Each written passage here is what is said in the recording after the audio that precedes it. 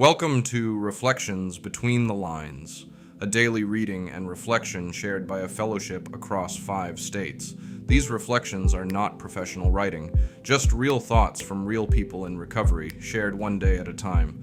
Today's reading is for Group Autonomy, April 29th. Some may think that we have carried the principle of group autonomy to extremes. For example, in its original long form, Tradition 4 declares, any 2 or 3 gathered together for sobriety may call themselves an AA group, provided that as a group they have no other affiliation.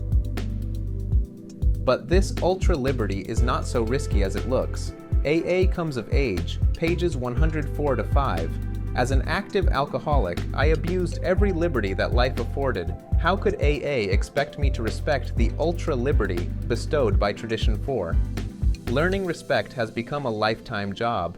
AA has made me fully accept the necessity of discipline, and that, if I do not assert it from within, then I will pay for it. This applies to groups too. Tradition 4 points me in a spiritual direction, in spite of my alcoholic inclinations.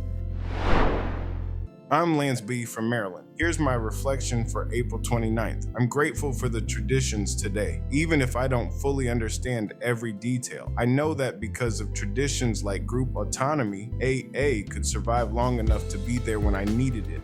When I stumbled through the doors, I didn't care about traditions or structures. I just needed help. But looking back, I can see that those traditions were like the frame of a house, invisible to me at first, but strong enough to shelter me when the storms hit. Because the group stayed standing, I could start rebuilding my own life. Group autonomy helped preserve the fellowship over the years, and in turn, it gave me back my personal autonomy. Fact, I'm no longer a slave to substances today, and I have choices. Even when I don't fully grasp how something works, I can still be deeply grateful that it does.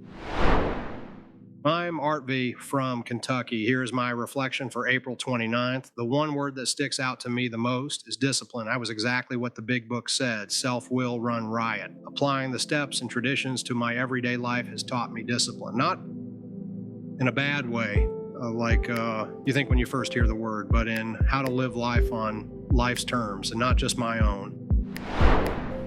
Thank you for spending this time in reflection. If this message was helpful, consider subscribing so you can receive the next daily reading, one day at a time.